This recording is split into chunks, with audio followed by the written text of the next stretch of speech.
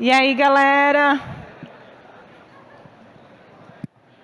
E esse aqui não era aquele lá do YouTube? Olha, não é que encheu? Monique. É que nem a Santa Esse é o prêmio para pro nosso canal lá, né? Exatamente. Olha o que acrescentou. Antes era só Alexa, agora tem livro, tem camiseta, tem um teclado com mouse, tem caderninho, tem um monte de coisa. Tá mais pesado, hein? Ó, gente. Só para dizer para vocês rapidinho, a gente vai chamar a nossa próxima palestra e após dessa palestra a gente vai fazer uma interação com vocês para dar esses prêmios aqui. Eu quero ver se vocês são competidores, mas é uma brincadeira muito fácil, né? É isso, a gente prometeu que ia ter jogo e vai ter jogo, todo mundo vai participar e tem tudo isso aí de prêmio, então não vão sair de mão abanando daqui não. Exato. E depois também, durante a tarde, a gente vai passar com as outras sacolinhas entre vocês, tá bom?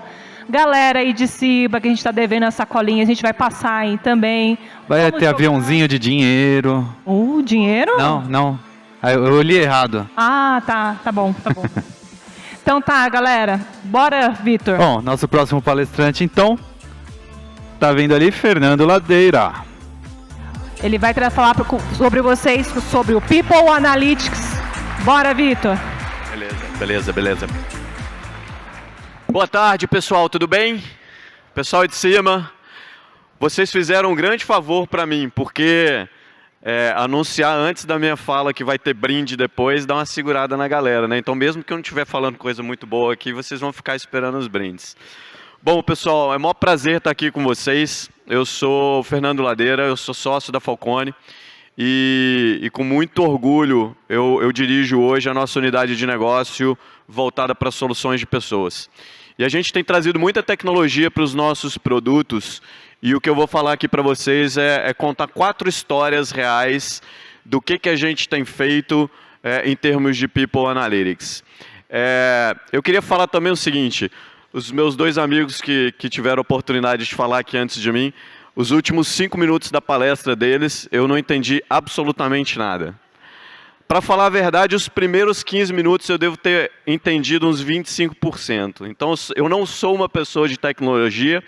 Por favor, se vocês puderem jogar a luz na terceira linha aqui dessa fileira aqui, por favor. Levanta aí, galera. Se vocês tiverem alguma dúvida durante a minha fala, depois da minha fala, essa é a galera que manja de tecnologia, essa é a galera que está mandando muito bem na Falcone, desenvolvendo nossos algoritmos e tocando os nossos projetos. Goya, nosso parceiro da Miner, uma empresa que entrou para o nosso ecossistema e que a gente está junto. Fabão, Pri Pereira e Isa Bilton. Essa é a galera que manda bem, uma salva de palmas para eles, por favor. Eu só sou o porta-voz, me escolheram para falar, disseram que eu falo bem, então eu vou me esforçar aqui. Pessoal, quem conhece esse cara? Levanta a mão, por favor. Marcus Buckingham. Esse é um dos autores que eu mais tenho estudado recentemente sobre gestão de pessoas e sobre o que de fato importa para as pessoas no trabalho. E esse cara é um amante de dados há muito tempo. Esse cara trabalhou no Gallup muito tempo. Hoje ele toca a operação da ADP, que é uma empresa que faz pesquisas e que estuda o comportamento humano em busca de respostas do que realmente importa para o trabalho e o que importa para as pessoas. Esse é um cara extraordinário. E o que ele fala sobre o que importa no trabalho e o que importa para as pessoas? Ele resume em três grandes partes, em 3 grandes pontos. Primeiro, as pessoas têm que fazer o que gostam. As pessoas que amam o que gostam, elas trabalham melhor e elas são mais felizes. Segundo, a gente tem que prestar atenção nas pessoas que trabalham melhor, para a gente entender o que elas estão fazendo e tentar replicar isso, tentar ensinar isso para as outras pessoas. E terceiro, que é o que eu vou falar aqui para vocês hoje, as pessoas gostam de atenção. No trabalho, na escola, na faculdade, em qualquer lugar, as pessoas gostam de atenção. As pessoas gostam de saber que tem alguém se importando com elas e olhando para elas. Bom, aí eu trago esse dado aqui, eu trago essa informação que é sobre a quantidade de empresas que existem no Brasil, ou a quantidade de pessoas com empregos formais no Brasil, por tamanho de empresa. São 46 milhões de trabalhadores formais, aqui não tem PJ, aqui não tem informalidade, não tem nada disso. São 46 milhões de pessoas divididas nesses 4 grupos de empresas, de 1 a 20 funcionários, de 20 a 99, de 100 a 499 e mais de 500 empregados. Eu queria dar um foco naquela galera ali, ó. Existem 100 mil empresas no Brasil, com mais de 500 funcionários, que representa 1/3 do total da força de trabalho formal no Brasil. E aí a pergunta que eu queria fazer para vocês, eu quero focar ali em cima, mas esse raciocínio serve para todo esse gráfico, é como que a gente de fato conhece as pessoas e dá atenção para as pessoas nas nossas empresas, no nosso trabalho. Ah, beleza, se eu trabalho numa empresa que tem até 20 pessoas, é fácil, todo mundo se conhece. Se eu trabalho numa empresa até 100 pessoas, dá para todo mundo se conhecer. Se eu tenho bons líderes dentro da empresa e a gente depende muito da liderança, ele vai conhecer as pessoas que trabalham com ele. Agora, pega uma empresa de 150 mil trabalhadores, 150 mil pessoas, 2 mil pessoas, 10 mil pessoas. Como que de fato a gente conhece essas pessoas? Essa é a questão que eu estou trazendo para o nosso debate aqui. Bom, não passou? Aí foi. O problema que eu trouxe aqui para a gente hoje é um problema global.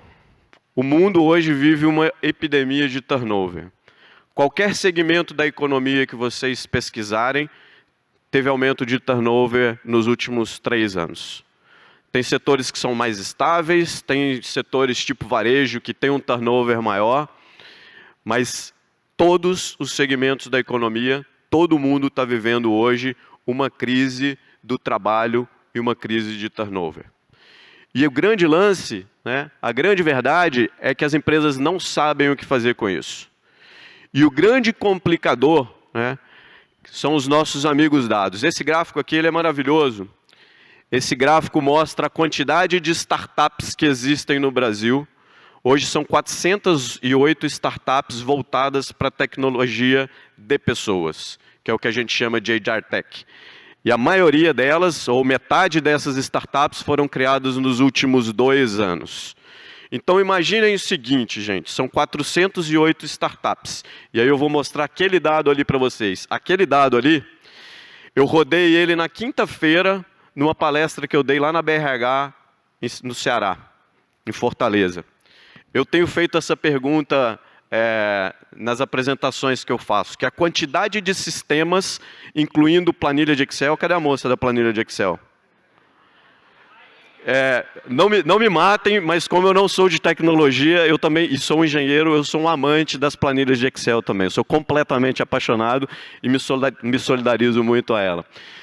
Essa é uma pergunta que eu faço nas palestras e nos papos que eu tenho tido oportunidade de fazer. Quantos sistemas as empresas têm hoje para fazer os seus RHs rodarem? Considerando planilha de Excel, papel de pão, sistemas, ERPs, etc. Né? A galera falou aqui de buscar as revistas, né? O Ale falou aí, porra, revistas. 7 sistemas em média os RHs têm para rodar a sua gestão de pessoas. Agora vamos fazer o seguinte, vamos fazer uma conta rápida aqui. Né? Eu tenho 7 sistemas para rodar os meus RHs em média, rodando informação de 46 milhões de pessoas todos os dias.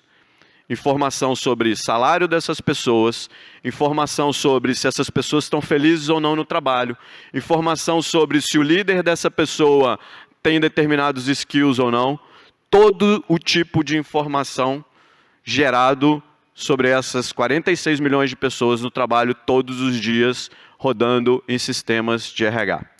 E o grande lance é o seguinte, esse é o complicador. E a pergunta que vem eu acho que pulou um slide aqui,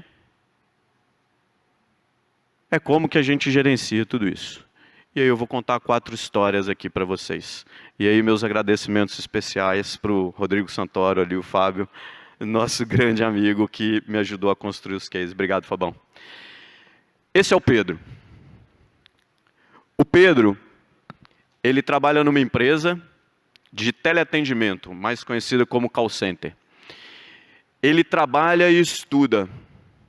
E ele só consegue continuar trabalhando nessa empresa porque a empresa tem uma flexibilidade de horário que a cada semestre o Pedro consegue mudar de turno ou consegue adaptar o horário de trabalho dele porque a grade da faculdade muda.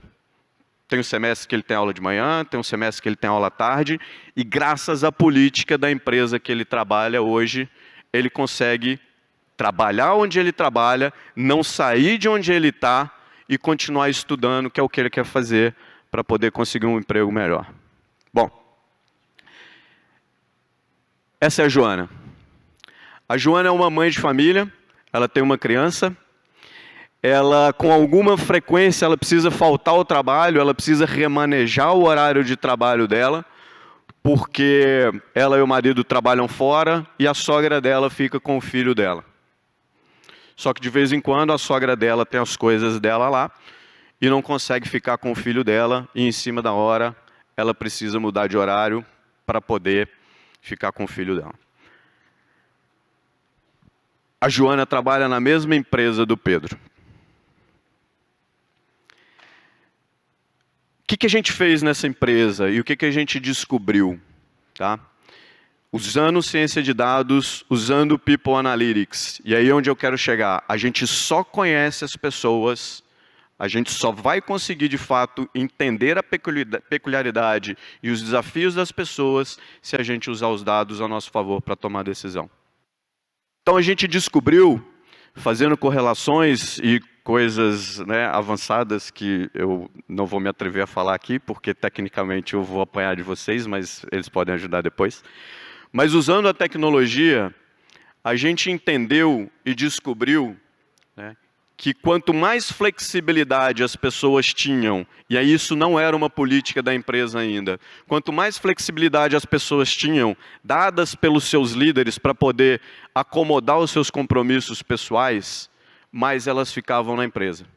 Aqueles líderes mais rígidos que falavam, não, cara, esquece esse negócio de mudar de horário, você não quer ficar aqui, tem uma fila de gente querendo entrar lá. Essas pessoas saíam mais da empresa. A gente descobriu isso, a gente entregou isso, e a empresa mudou a política, e hoje as pessoas ficam mais, porque elas têm flexibilidade para poder estudar, para poder ficar com seus filhos. Isso é conhecer as pessoas. E aí, gente, eu acho que a gente tem um desafio enorme. Quem é de RH aqui? A gente tem um desafio enorme no RH, que é a velha questão, mas os dados não desumanizam as pessoas, né? Muito pelo contrário. E a gente acredita muito nisso. Eu vou contar mais 2 histórias para vocês. Esse é o Caio. O Caio, ele é supervisor e trabalha na mesma empresa do Pedro e da Joana. E ele é o recordista de advertências. Ele é um líder inexperiente, um líder jovem, e aí ele quer mostrar serviço para o gerente dele, então ele chega lá, é um call center, né? Então o Caio chega lá, está navegando lá, está vendo a galera trabalhar, aí pega um lá vendo no celular, fala, meu irmão, porra, celular, advertência. Pô, você aí, você está 10 minutos no cafezinho, ó, tempo de cafezinho 5 minutos, advertência. É assim que o Caio trabalhava. E isso foi um outro achado do nosso trabalho também. A gente descobriu, e existia meio que um mito, que os líderes mais jovens, eles davam mais advertência. E aí a gente foi entender, fizemos cruzamentos, utilizamos a tecnologia, e descobrimos que, na verdade, não eram os líderes mais jovens, mas eram aqueles líderes que tinham menos experiência com liderança, tanto dentro dessa empresa, quanto experiência de mercado. Como eles tinham menos experiência, eles se sentiam inseguros e a advertência era a melhor ferramenta que eles tinham para poder gerenciar as pessoas. O que derivou dessa descoberta? Política de contratação e formação dos meus líderes atuais. Hoje o Caio trabalha numa outra vibe. Ele é um ótimo líder. Essa é uma empresa de call center de 150 mil pessoas no mundo inteiro. A gente fez um projeto piloto, né? Foi um projeto que a gente pegou 3 operações, que tinham ali mais ou menos 3 mil pessoas nessas 3 operações, Em 8 meses de projeto, a gente conseguiu reduzir o turnover dessas 3 operações em 57%. Eles tinham um problema crônico de turnover de até 90 dias. Primeiro emprego, tempo de experiência, 90 dias era um turnover de pico. Redução de 70% em 9 meses de projeto. E aí eu vou contar a 4ª e última história para vocês. Esse é o Rodrigo. E o problema dele é muito maior do que dos 3 amigos dele. O Rodrigo está estressado, porque ele acaba de conversar com a sua namorada. Eles querem se casar. Vocês viram que eu fiz questão de colocar que eles querem se casar, né? Eles querem se casar, mas ele trabalha com vendas. E grande parte do que ele ganha é variável, é comissão. Quanto mais ele vende, mais ele ganha. Sem previsibilidade financeira, o Rodrigo não consegue planejar a vida a 2. E ele está muito estressado com ele. Esse é um outro case. A gente fez um trabalho numa empresa, uma fintech, né, de capital aberto, com uma força de venda de 2.000 vendedores, e o turnover deles era um turnover médio de 8% ao mês, e depois de 11 meses de projeto, ele está navegando na casa de 3% ao mês. E qual é o case do nosso amigo Rodrigo? O que aconteceu com o Rodrigo? Essa empresa, né, um dos chamariscos, né, das coisas boas que eles divulgavam quando abriam a vaga e tudo mais, é que eles tinham uma remuneração variável muito agressiva. Muito agressiva. E de fato tem. E quando a gente olha o modelo de remuneração deles e compara com o mercado, eles não pagam mal. O problema é a previsibilidade.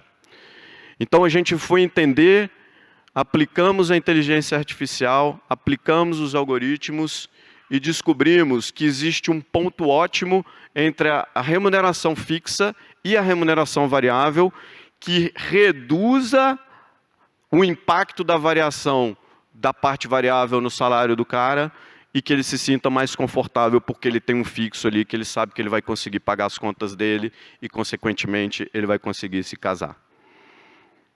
Isso é conhecer as pessoas. Isso é olhar para um ambiente de 2.000 trabalhadores e uma força de 2.000 pessoas de vendas e conseguir entender os problemas por uso dos dados. Bom, esse é um público que eu não preciso chover no molhado para poder convencer disso, né? Então, gente, é isso que a gente tem feito. A gente está muito feliz hoje, como eu comentei aqui, a gente fez uma parceria com a Miner, que é uma startup de People Analytics. Hoje a Falcone tem um ecossistema bastante grande de HR Techs e também de outras empresas de tecnologia, e desenvolvemos um produto hoje que é o Dados, né, que é uma plataforma de People Analytics as a Service e que a gente tem ajudado os nossos clientes a fazer esse tipo de coisa que eu estou contando aqui para vocês. Bom, eu tenho mais 3 minutos e pouquinho, mas eu acho que dá para a gente fechar por aqui e fazer as perguntas. Eu só queria compartilhar com vocês um último pensamento aqui, que na verdade é um sonho que a gente quer alcançar com isso que a gente tem feito, que é esse aí, ó. Obrigado por ouvir a história dessas 4 pessoas. O nosso sonho com esse produto, com o que a gente tem feito em termos de gestão de pessoas, é que aquelas outras 45.999.996 pessoas possam ter histórias legais para contar, como essas 4 que vocês viram aqui. Muito obrigado, gente. Temos 3 minutos para a pergunta.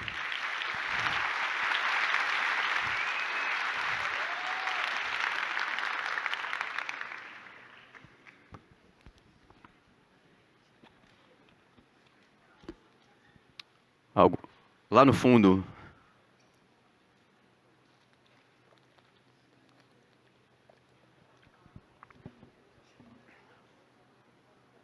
Como é que está o microfone aí, pessoal? Aqui, ó, na fileira aqui, ó.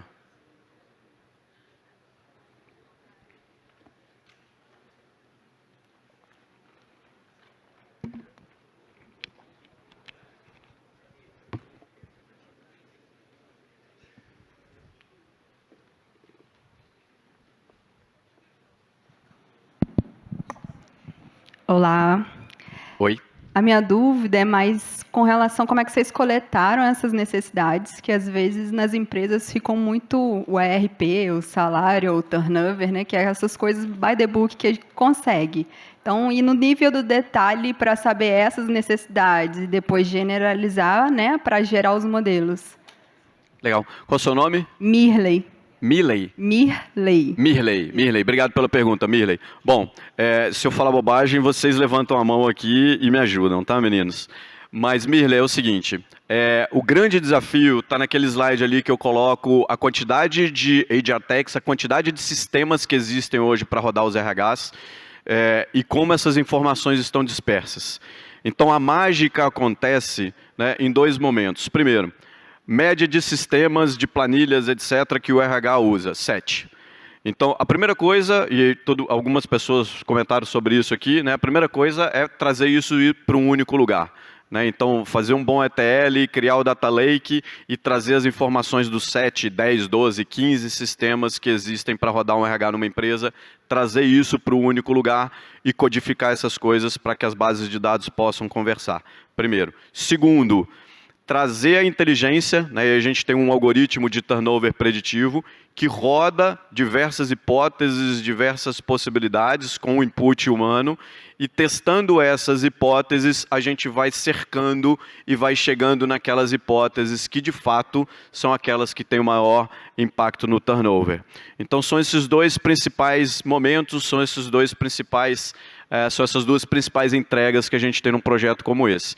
Feito isso, né, quando a gente chega numa lista menor de hipóteses, estamos falando aí de 40, 50 hipóteses, aí entra o trabalho humano. Né? Aí a gente precisa entrevistar as pessoas, fazer focus group e entender o que está por trás ali daquela hipótese que foi ranqueada pela inteligência como uma hipótese que provavelmente tem um impacto maior sobre o turnover. A gente brinca o seguinte, a inteligência fala para a gente... Ela traz a seguinte informação, tem uma fumaça atrás daquele morro. O ser humano vai atrás daquele morro para descobrir se é um camarada fumando um cigarrinho ou se tem um incêndio florestal e a gente precisa apagar. Então, mais ou menos é assim que a gente trabalha. Consegui responder a sua pergunta? Beleza, obrigado, Mirley. Mais alguém? Meu tempo acabou, eu não posso mais ninguém. Gente, muito obrigado, parabéns pelo evento, aproveitem, tchau.